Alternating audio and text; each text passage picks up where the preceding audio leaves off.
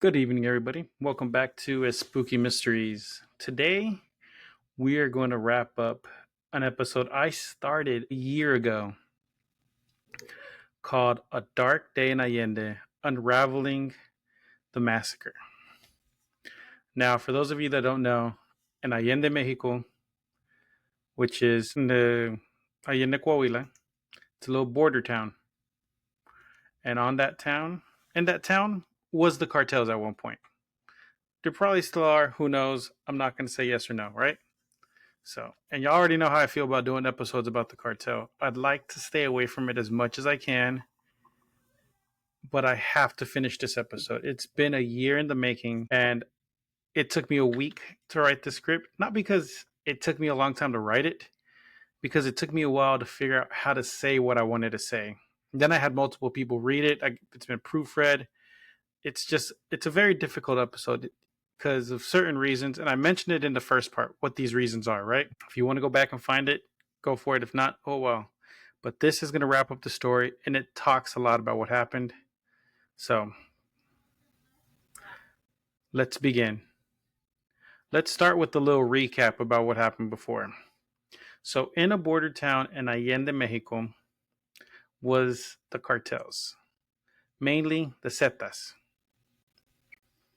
And long story short, something happened on the US side that got leaked information to Mexico, which led in the cartels clearing out. Now, when cartels leave a place, they don't just leave because there's people that work for them in the town. They're not just going to leave those people there. Those are potential informants, right? So they took care of people. 300 plus people have disappeared and or have been killed. Now, I say disappeared. There's a small hope, but it's been like 12 years. They still haven't found them. I hate to say it, you know? And what was this leak? This information? On the US side, one of their people got turned and he had a PIN number for the phones that they were using over here. So they were able to track them and know exactly where they were, which is why they cleared out of this small town, which is Allende, Coahuila.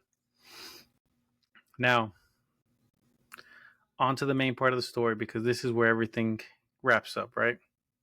But before we begin, you can find the complete 400-page dossier about all this information at nsaarchive.gw.edu. Also, anytime I say redacted, it's that all information related to that person was removed due to legal reasons. No, I don't like that. Hold on. I got to increase the speed here on my teleprompter. Was removed due to the nature of the case. And it's technically still an ongoing investigation. And also, the other reason was they were higher ups and attempts on their lives were a real thing, a real possibility. So, this is a tough one, you know? It is one of the most difficult conversations I've had. I'm not going to use a teleprompter. We're just going to do this. So to pick up where I left off, we had just discussed how the cook told us that he was cooking bodies till 6 in the morning. After the cooking was done, the ashes were thrown in a well and later covered and flattened so no one would see anything. This corruption went all the way up, with all the evidence being destroyed. They destroyed as much as they can. They went through, like I said, they swept the town. 300 plus people in this small town are missing. The cartels know what they're doing when it comes to disappearing. It may not look good, but they will be gone. Like I said, there were convictions. That's how we got these testimonies. But the corruption is this. These are the people that are higher up. Juan Ariel Hernandez Ramos was the commander of the Allende police. This guy reported to the police director he is the most senior public official sentenced in the case. Another top guy in this case was Germán Zaragoza Sanchez, known as El Canelo, a Zetas member, and Fernando Hernandez Reyes, an Allende officer. So I've named 2 officers, 1 cartel member. These 3 men were convicted, but with no bodies, all they could get was aggravated kidnapping. That just doesn't sit well with me, because that means they're eventually going to get out. With everything that happened, even with all the evidence, all the witness testimonies involved, they released the former mayor of Allende, Sergio Lozano. That's all the way to the top. The one thing that they could agree on was that there was a collaboration with Los Zetas. He knew that the attacks were coming and yet did nothing to protect the people of Allende. After the CNDH report in March of 2018, a new detention order was issued. It's unclear if there was ever an order issued for Director Trevino, even though he was seen outside the Garza Ranch and witnesses say he knew about the attacks ahead of time. Now, the Garza Ranch, that's where they took people to. This is where they cooked. This is where the cook was, He was there and they were bringing people in, dead or alive. If they were alive, this is where they took care of that situation. And they cooked them in these giant, they cremated them essentially, threw them in these giant ovens, barrels, whatever they could. And they were just cooking bodies all night long until nothing remained but ash. It's one of the saddest things I've ever heard. And it really, like I said, this was one of the hardest episodes I've ever had to do. Lozano and Trevino were asked questions by investigators in 2012. In July, they were asked a nearly identical set of questions. One of those key questions being if they knew about the disappearances as they were happening. What actions had they taken to guarantee the security of the people of Allende? They both gave written statements that they had only limited understanding of the events that had occurred in March 18th through the 20th, 2011, and claimed that they had not received any reports about the violence as it was happening. So, all these people are being taken out of their houses being burned, people being killed in the streets. And you're telling me two officials had no clue what was going on? In 2014, dozens of people, including local firefighters, law enforcement, civilians, and municipal officers or officials, came forward to describe a city almost completely immersed in the criminal structure of Los Zetas. And if you don't know who Los Zetas are, they were one of the biggest cartels at one point. Their power has dwindled a little bit, but they're still around. And they, if I'm not mistaken, their head chiefs, who are the originals, if they're still the originals, were former military in Mexico. So they knew the weaponry, they had the skill, they were very methodical, they were very tactical, they were trained to kill. And when one of the other cartels fell, they took that moment to seize the opportunity and become the biggest, most dangerous cartel in Mexico at the time. Now, I think it's La Nueva Generación, so it keeps ever changing, the structure of Los Zetas, including the mayor and top police officials. Nearly all of those that were interviewed agreed that the surge in violence and the general pattern of police cooperation with the Zetas was evident for at least 1 to 2 years before all of this happened. An ex-police officer interviewed in July of 2014 told the investigators that from the moment that I joined the ranks of municipal police, I realized that all of the people I mentioned previously, including the mayor, police director, police commander, and the shift commander, were all linked to the Zetas criminal organization. The first of many witnesses to talk about the police departments linked to the cartels was an Allende official in charge of road maintenance. So not a police officer, not the mayor, not the governor, someone who takes care of the streets had the courage to stand up and talk about what was going on and link everything together, who told investigators in July of 2014 that everyone knows about the involvement of the officials and police, but is afraid to say anything. So the next day, investigators requested the roll call for all of the police that were active in 2011, and one by one interviewed them all. They talked to every single cop that was there in 2011. They were able to talk to. These officers described a variety of things that they had to do for the Zetas, from the most mundane all the way up to human trafficking. and drug trafficking. So the mundane, that could just be sent out to run errands, because it's not impossible to believe that the cartel members would be like, hey, go give me something to drink, go do something, right?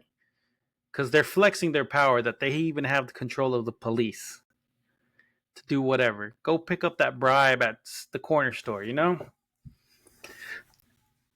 all the way up to bringing them people and bringing their drugs in.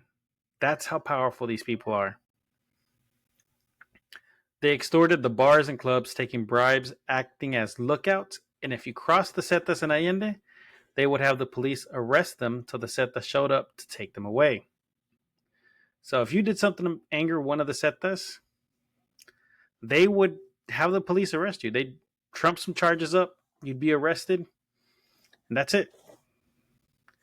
A police radio operator who worked closely with the shift commander said in his declaration that a ranking Zeta member would sometimes come by the police station and take people away from city jail cells, with the full knowledge of the police director and commander, both of whom were paid by the Zetas. A quote from the officer, or from a former Allende police official in November 12th, 2014, stated, now this is his quote, in fact, sometimes redacted would come to the municipal jail and take people away. I don't know who those people were, just that they were people that the police detained or his own people that he ordered to be locked up when they handled themselves badly or people with whom he had a disagreement. In fact, he sometimes came and went inside the cells to beat those who were locked up. The director, who almost never left his office, knew all about this. He always knew what was happening. End quote.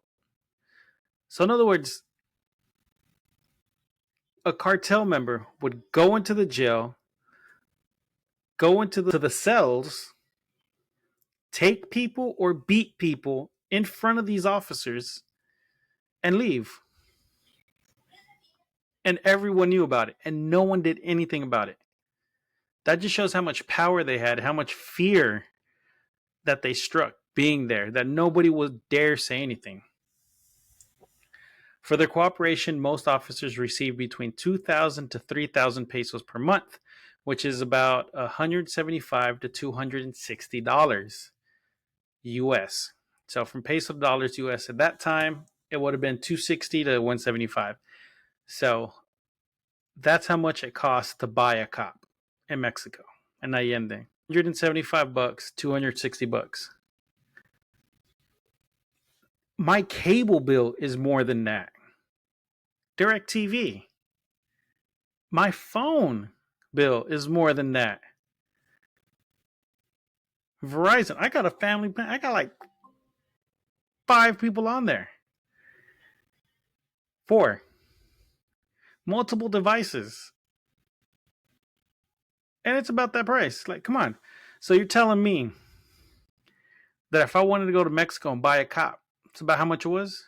Now, in today's money, talking about today, right? That same price, 2,000, 3,000 pesos, is $150 to $100. $100 for a cop. I don't even know what you can buy for $100. That's my groceries were $96. Some fruit, eggs, bread, meat, $100. I could have bought a cop and had him use his money to buy my groceries. That's ridiculous. That is a horrifying thing to think about. That you don't know who they're working for. Now, over here in the States, there's a lot of checks and balances, and you have those people who go around and they check cops, right? They're like, I'm live streaming, I'm videoing you for my protection, I'm a First Amendment or whatever, right? Those people. My question have always been, what happens when you come across an actual corrupt cop? Your footage isn't coming out. You are not going to come out. Now, if these people were doing that in Mexico, we would have never heard about those First Amendment people. They would have disappeared. How often do you think these payments were made? Every 2 weeks? Every week? No, once a month for 150 bucks. Let's do the math real quick. 150 bucks once a month for a cop. That's on the low end. No, that's on the high end. 150 divided by 4, 37.50.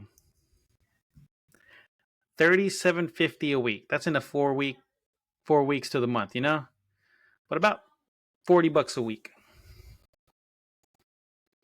That's how much a cop would buy. Shit, I got 50 bucks in my pocket right now. That's terrifying to understand. Like $50. We're going to round up to 50, right? 40, 50 bucks. Buys you a cop. They were delivered in individual envelopes starting at the top where they would get their part and all the way down. Some were on the payroll by choice, other by force. Most likely those that were there by force would get the least amount. And they'd be like, you'd be pressured in, like either join us or someone you know and love is going to disappear. And just for you saying, fine, I have to join y'all, they'd be like, here, take a little something to make you feel better. And they'd give you $100. Like, you can tell how much this gets to me. The reason all the police joined the cartel was because they needed the money or were scared to fight back or say anything against them. Now, when I say needed the money, Mexico doesn't do well financially every now and then. When I was a little kid, the peso was 10 to 1, 10 pesos to the dollar. Right now, pesos to dollar, 1 peso is worth about a nickel. 1 peso is worth 5 cents. I don't even have a nickel up here. I have nothing but dimes and quarters on my desk. Can you imagine that? So the American dollar was a thing, They would threaten to harm or kill them or their families and friends. That's sign us over about it. They would threaten to harm and kill them, or they would take their family and friends. One officer left because they kidnapped his father. He said this is his quote, and that I should go home and go to sleep. Can you imagine that? Like, I don't even know how to conceptualize that. That's like going to work and a heavy box of tools. You got to pick it up and put it on the shelf, and you ask your manager for help, and they're like, don't worry about it. Do it by yourself. Like, what? You're asking for help, but they couldn't do it. They were too afraid to help. He's like, just go to sleep. Don't worry about it. I would have raised hell if that was me. The police radio operator said that the commander and Hernandez and director Trevino were paid as much as 5 times what an ordinary officer would be paid. This is what he said. This is their quote. They gave Trevino a quota of 10,000 pesos every 20 days, and he did not get involved in what Redacted was doing. Also, the commander, Hernandez Ramos, who never did anything as he was employed by the Zetas, and also received payment. I don't know how much, and the Zeta would come in like he was in his own house without anyone saying a thing about it. End quote. Again, that is insanity. That was allowed, that a Zeta would be able to go into a building full of cops, do whatever he wanted, and leave. You can't walk up to a cop in the street here in the States without them be like, hey, you know what I mean? Like, they're ready. They're ready for anything. You go up to the police station saying you want to talk to a cop, they get suspicious. Like, I know a bunch of police officers, and I heard one of them was retiring. So I went to go say, hey, congratulations on the retirement. What are your plans? Just to talk a little bit, because I knew him. And I went up to the police station and I asked for him. It took so long for him to get here because they were nervous. Because I'm asking for a very specific officer to come to me. They don't know what I'm going to do. And I just wanted to talk to him because I knew him and he knew me. Once he saw who I was, he came up to me and talked to me. And everything was all fine. But, You can't walk up to cops here. But over there during that time, these members were there to basically do whatever they wanted. The cartel did whatever they wanted to these cops, and the cops did nothing. Witnesses say that up to 3 days before the massacre began in March 18th, 2011, Trevino called a meeting with Lozano and the Zetas and came to an agreement that municipal authorities would stand down for the cartel. Someone who attended the meeting said that Trevino said that things were going to get hot and that there had been meetings with the mayor and things were going to get ugly. What was the result of this meeting with Los Zetas? Police were ordered to stand down, not leave the office, and that if they did, it would be at their own. I know I covered this slightly last time in another meeting. In another meeting about what was happening, a top official had asked the mayor and police director why the military, the state, or the government hadn't been called to assist and help the people. They weren't called because they were scared. Now, if the mayor of Allende, the police chief, anybody would have reached out to the governor, the state police, the military, anybody, and the Zetas found out, but they'd be dead before the phone is back on the receiver, you know? Before they could hang up, they'd be dead. That's how fast that would happen. That's why they didn't call. That's why they didn't do anything. They were scared.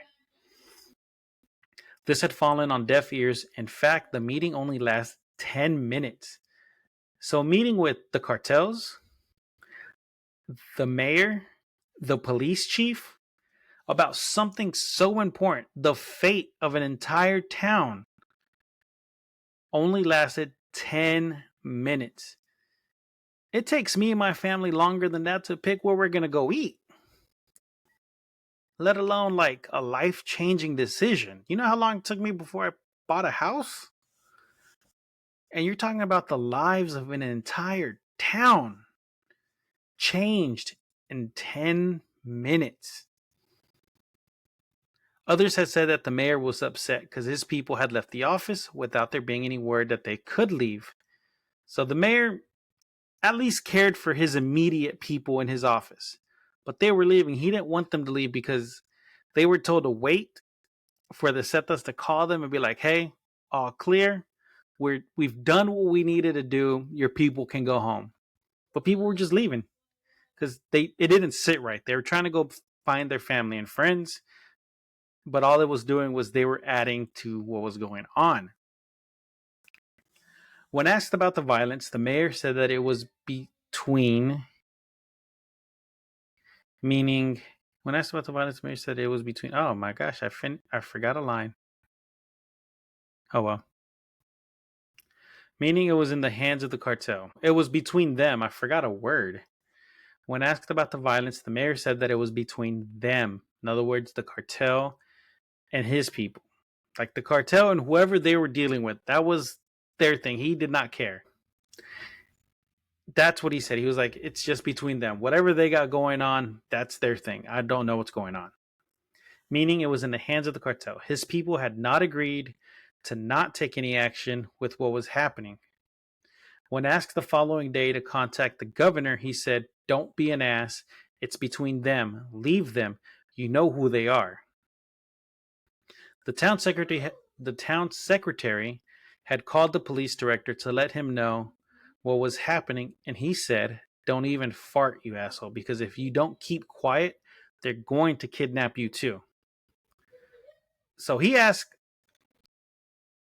the mayor or the governor and the police chief, and they were both like, what are you doing? You're going to get us in trouble. Shut up. Stay in your lane. That's insane. Over time, the investigation had finally made progress with the establishment of a special task force in 2014. Soon authorities had discovered how deep this had gone. Links were soon discovered in other regions, Piedras Negras, Morelos, Nava, Zaragoza, and Villa Union. I always have trouble saying that. Sites of other attacks, not as bad as Allende. So these other places, Piedras Negras, Morelos, Nava, Zaragoza, and Villa Union, were sites of other attacks. This happened all over this part of town. This is where all this was happening. But it wasn't as bad.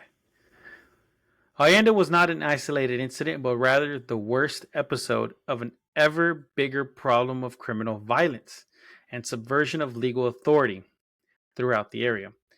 And the closest prison it had been turned into an operation hub for the Zetas. So in other words, that's where they set up shop. That was their main location. What about the police in these areas? They were nothing more than subcontractors for them. So wherever they went, they bought the police. And again, they were doing their dirty work, trafficking, shakedowns, and murders. This wasn't just a thing that had just started, it had been going on for years. It was already solidified. This is what, if you became a cop, you worked for the Zetas during that time. There was no doubt about it. That was it. That was about as common as like the police union. That was as common as going to eat lunch is like, I'm with the Zetas. Okay. I turn a blind eye, I get paid. I survive, I make it home. That's just how their mindset was. It's either they wanted the extra money and they were greedy and corrupt, or they were forced to do it because they wouldn't come out of it. And they wanted to go home to their families and provide for them, so they had to do it. After the massacre, many others were killed or just simply vanished in the following months that followed. In March of 2015, a pattern had emerged in 3 cases of particular importance. A woman whose husband had been kidnapped, detained, and murdered had told investigators what she knew. This is her quote. After what happened to my spouse in May of 2010, approximately 1 year later in June 2011, Redacted started looking for me. According to him, because my ex-spouse put him in charge of telling me what had happened to him. He told me many things related with acts of violence in the region, and I knew from his own words that he was an assassin for the Zetas cartel. And as we built some trust, I asked various things, end quote. And he told her how they killed someone's grandson, most likely Elvira Espinosa's, since she was one of the first to report disappearances in Allende.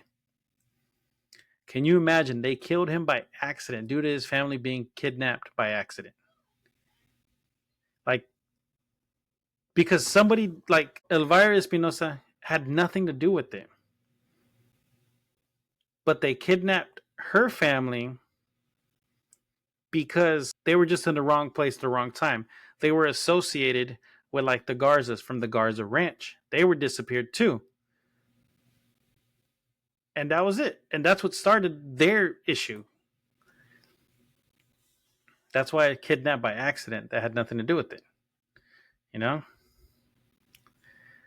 She also mentioned that before being taken to the ranch, they were taken to a cemetery in Piedras Negras, which means they were driven 2 miles out of town and back just to be murdered. So 4 miles. Takes just a few minutes to go 4 miles in and out of town. But to go to your death, you're going on a detour to a cemetery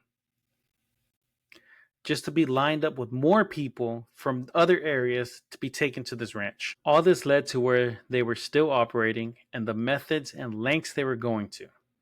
In her last testimony, she had said, he told me, this is her quote, he told me that inside the jail, Los Zetas were burning all of those people that I mentioned, as well as my spouse, who they burned inside that place after killing him.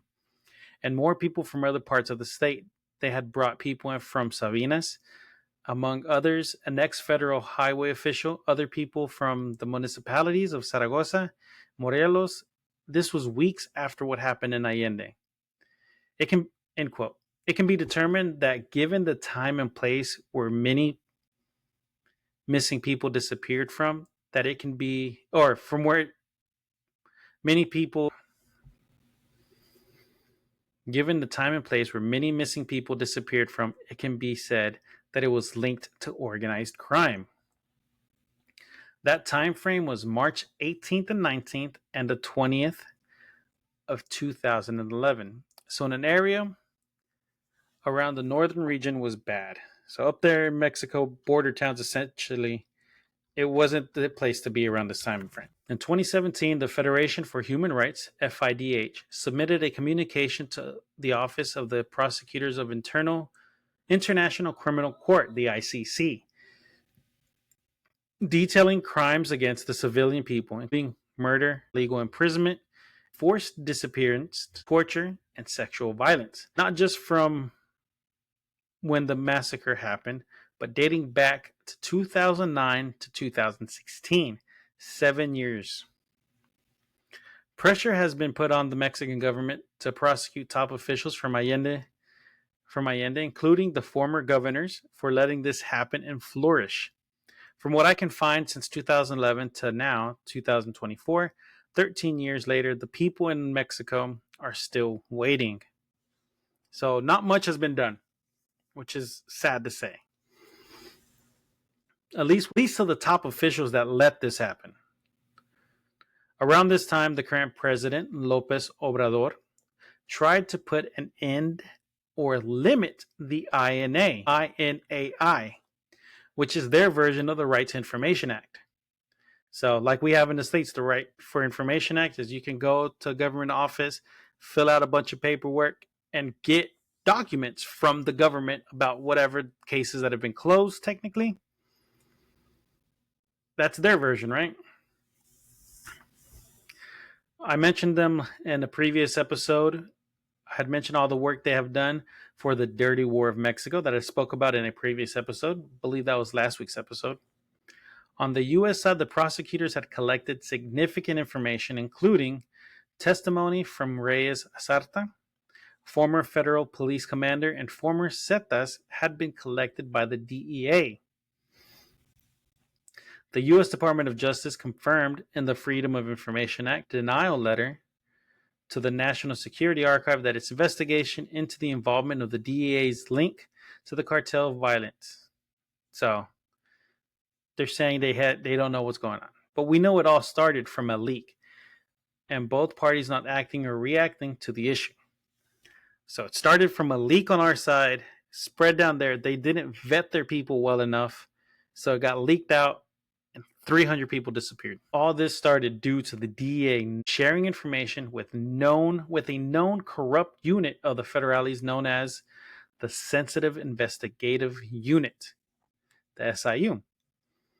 In my opinion, the DEA should have sent and had one of their agents in that unit to organize the information to help prevent the information being leaked. They have people in Mexico. The DEA has offices set up in Mexico. Why couldn't they have their people there to organize this, to personally vet somebody? That way it wouldn't be as big as it was. Or it probably wouldn't have happened at all. They would have been able to sneak in, grab the cartels, get them out. Dismantle the whole thing. Some good news for the people of Mexico. One high-ranking member of Los Zetas was sentenced to life in prison in an Eastern District of Texas court. I forgot the word court. This guy, known as El Vecino, the neighbor, was a drug trafficker that moved between the U.S. and Piedras and Allende. And that court was located in Plano, Texas. That's down the street. It's not down the street, it's like a 30-minute drive from here. His involvement with the massacre. This is what he did during that time, right? He went around with gunmen pointing out homes of relatives and associates of those that leaked the information, what they were doing. Yeah, so leaked their information. So he kind of knew who he was looking for, but he was kind of looking for just last names like, oh, they told me the Garzas live here, the Espinosas, whatever, right? He's just pointing out like there, essentially marking entire families to death. He watched as they went and murdered all these people and loaded them up into trucks and burned down buildings, getting rid of the evidence. That's it. That is the end. That is all the information I could find about what happened. That is what El Vecino did. He should have just stayed a drug trafficker, not get involved. But he got involved Oh well, now he's in prison for life. And that ends a dark day in Allende. That finally closes this chapter and we can move on. I can move on. I don't like talking too much about cartels because this episode's about cartels. The previous episode was, I believe, maybe cartels too. If I can't remember, my brain's fried right now. But also, next week's episode is we're gonna slowly switch back to the paranormal with next week's episode. Next week's episode is about the cartel still, but it also introduces a paranormal element. So we're slowly going to transition back to the paranormal for a while before we talk about criminal organizations and true crime again. So stay spooky, everybody, and please be careful out there. And until next time, later, guys.